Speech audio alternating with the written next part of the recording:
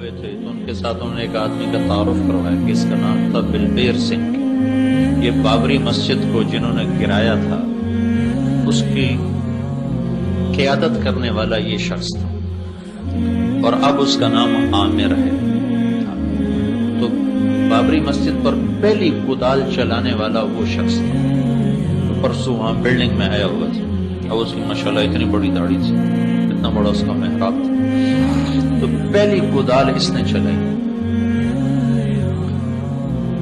لیکن وہ اللہ کا نظام ایسا چلا کہ وہ اس دعوت کی محنت میں آیا لپیٹ میں اور اللہ نے اس کو کلمہ نصیب فرما دیا.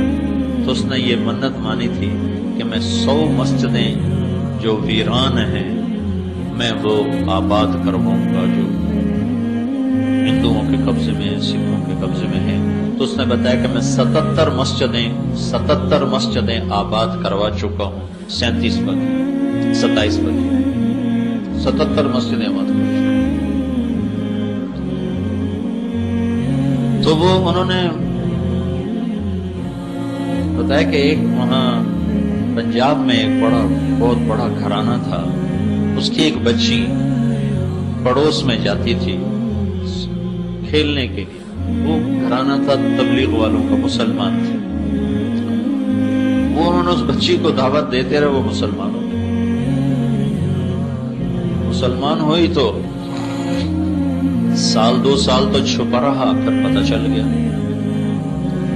تو جب انہیں پتہ چلا تو انہوں نے اس کو سمجھایا کہ ہم بڑے لوگ ہیں, ہماری بڑی بدنامی ہوگی اگر تم نے اپنا دھرم چھوڑ دیا. تو اس نے کہا پتا جی اب میں دھرم نہیں چھوڑوں. تو باپ اور چچا نے بیٹی کو قتل کرنے کا منصوبہ بنایا اور اس کو وہ لے کر گئے. وہ پہلے سے انہوں نے اپنے ملازموں سے گڑھا کھدوا دیا. تو باپ اور بیٹا چاچا دونوں اس بچی کو لے کر گئے. اس بچی نے اپنا نام رکھا تھا حرا. اس نے اللہ کے نبی کی سیرت سنی نا اس گھر میں کہ اللہ کے نبی غار حرا میں گئے, تو اس نے اپنا نام حرا رکھا ہوا تھا. تو جب وہاں کہ انہوں نے بچی کو دھکا دیا اس اور اس کو پیٹرول چھڑکا اور اس کو آگ لگا دی. تو اس کے چاچا نے کہا تو ہمیں مسلموں کی دوزخ سے ڈراتی ہے, ہم تجھے دنیا میں دوزخ کا مزہ چکھاتے. تو جب اس بچی کو آگ لگ رہی تھی تو وہ کہہ رہی تھی چچا مسلمان ہو جا, چچا مسلمان ہو جا, پتا جی مسلمان ہو جاؤ, دوزخ کی آگ سے بچ. وہ کہنے کہ یا اللہ تو گواہ ہے, میں نے تیری محبت میں یہ سب کچھ برداشت کیا اور مجھے جہنم کی آگ سے بچا دے. اور وہ آخری سانس تک یہی کہتے رہے پتا جی مسلمان ہو جاؤ, چاچا مسلمان ہو جاؤ. تو جب وہ واپس آئے تو چچا بہت سنگ دل تھا, مار دھاڑ والا تھا, لیکن باپ تو باپ تھا, وہ گر گیا چارپائی پہ.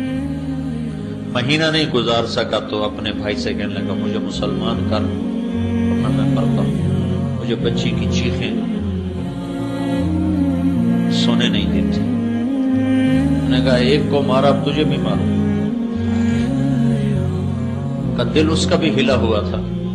تو کہنے لگے شرم کی وجہ سے میں اس کو لے کر دلی آ گیا کہ علاقے میں کسی کو پتہ نہ چلے. اور دلی میں ایک مسجد کے امام سے کلمہ پڑھوایا.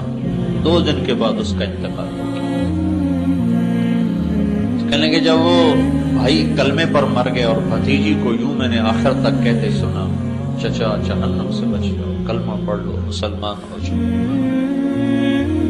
تو مجھے راتوں کو میری نیند اڑ گئی, مجھے اس کی چیخیں سنائی نہیں, مجھے اس کی آوازیں سنائی نہیں. پھر مجھے خود جستجو ہوئی کہ میں اسلام کا مطالعہ کروں, میں اسلام کو پڑھوں. تو پھر میں نے اسلام کے بارے میں پوچھنا شروع کیا. تو آہستہ آہستہ اللہ تعالیٰ نے مجھے کلمے کی توفیق دی, میں مسلمان ہوا. پھر میں نے اللہ سے مانگا یا اللہ جو میں نے اپنی بھتیجی کو جلایا اس کا مجھے دنیا میں کوئی اس کے کفارے کی توفیق عطا فرما. اسلام میں نے چھپایا ہوا تھا, میں ان کا بہت بڑا لیڈر تھا. تو ایک جگہ ہندوؤں نے منصوبہ بنایا مسلمان بچے بچیوں کے اسکول کو چلانے کا, اور اس میں ان کو بند کر کے جلا دینے کا۔ تو میں اس منصوبے میں شریک تھا، تو اس میں کوئی 300-350 بچے بچیاں پڑھتے تھے۔ تو کہنے لگے راتوں رات میں گیا اور ان کے لیے خفیہ دروازے بنوائے راتوں رات، اور پھر جب صبح وہ بچے آئے ہیں تو میں نے پہلے ہی جا کر ان کو بتا دیا اور ان کو خفیہ دروازے سے سب کو نکالا۔ جب آ کر وہ اٹیک ہوا ہے تو بچے سارے وہاں سے نکل چکے تھے۔ تو اس کے بعد میری روح کو سکون ہوا ہے کہ اب میں سکون کی نیند سوتا ہوں۔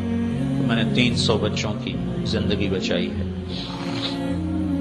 تو یہ کلمہ عجب شے ہے، یہ آدمی کو اگر صحیح معنی میں اندر میں اتر جائے تو یہ بیٹھنے نہیں دیتا۔ ہمارا کلمہ ٹھنڈا ہے۔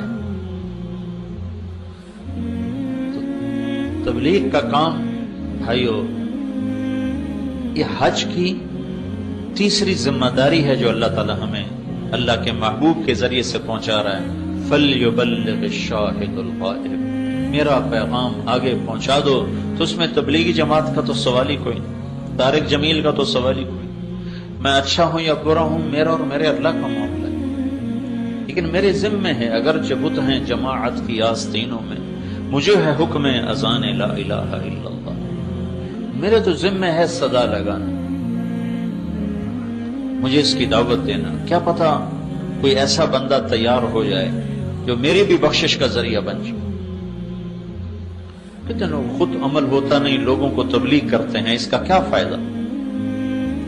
اس کا فائدہ یہ ہے، یہ میں نہیں کہتا ہوں کہ عمل نہ کرو، لیکن میں ایک غلط چیز کی وضاحت کرنا چاہتا ہوں کہ میرے نبی نے فرمایا نیکی کی راہبری کرنے والے کو بھی نیکی کرنے والے کا اجر ملتا ہے۔ کیا پتا ہمیں اور بخشوا لے اوروں کے ذریعے۔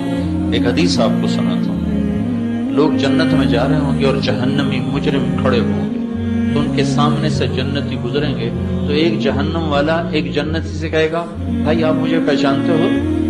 وہ کہے گا نہیں۔ کہ آپ کو یاد نہیں آپ فلاں جگہ پر تھے، آپ کو وضو کی ضرورت تھی تو میں نے آپ کو وضو کا پانی مہیا کیا تھا، یاد آیا؟ ہاں یاد آیا۔ کہ میری سفارش تو کرتے۔ تو وہ کہے گا یا اللہ تیرے اس بندے نے اپنا ایک احسان مجھے یاد دلایا ہے، تو مہربانی فرما دے اس کو بھی معاف کر دے۔ تو اللہ تعالیٰ فرمائیں گے چلو تیری وجہ سے اس کو بھی معاف کر دے۔ میں اپنی ذات میں کھوٹا مسلمان ہوں، لیکن میری دعوت سے ایک سچا مسلمان تیار ہو جاتا ہے اور وہ جنت میں جا رہا ہوتا ہے۔ تو اگر پانی وضو کے پانی دینے پر سفارش ہو سکتی ہے تو سیدھا راستہ دکھانے پر تو بہت بڑی امید ہے سفارش کی۔ ہاں کاروبار نہ ہو، یہ جو منع، یہ ایک آدمی اب دین کو کاروبار بنا لیتا ہے اور وہ اس سے اپنی دنیا بنانے کے چکر میں ہے، اس کا معاملہ اور ہے۔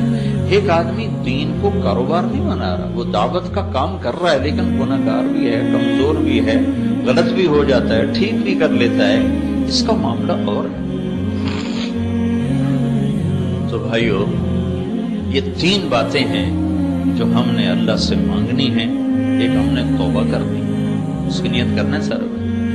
ایک ہم نے اپنے جذبات اور احساسات کو آج کے بعد اللہ اس کے رسول پہ قربان کرنا ہے۔ جو وہ چاہتے ہیں وہ کرنا ہے، جو نہیں چاہتے وہ چھوڑ دینا ہے۔ اور ایک ہم نے دعوت کا کام یہاں سے لے کر اسی وادی میں میرے نبی نے 10 تاریخ کو بھی بیان کیا، 11 تاریخ کو بھی بیان کیا، اور اس میں فرمایا فَلْيُبَلِّغِ الشَّاهِدُ الْغَائِبُ، میری بات آگے پہنچاتا، میری بات آگے پہنچاتا۔ تو بھائیو میری ساری بات کا خلاصہ، ہم نے اپنی زبان کی حفاظت کرنی ہے، ہم نے کبیرہ گناہ آئے ہوئے تھے تو ان کے ساتھ انہوں نے ایک آدمی کا تعارف کروایا کہ اس کا نام تھا بلبیر سنگھ۔ یہ بابری مسجد کو جنہوں نے گرایا تھا اس کی قیادت کرنے والا یہ شخص تھا، اور اب اس کا نام عامر ہے۔ تو بابری مسجد پر پہلی کدال چلانے والا وہ شخص تھا، پرسوں وہاں بلڈنگ میں آیا ہوا تھا، اب اس کی ماشاءاللہ اتنی بڑی داڑھی تھی، اتنا بڑا اس کا محراب تھا، تو پہلی کدال اس نے چلائی۔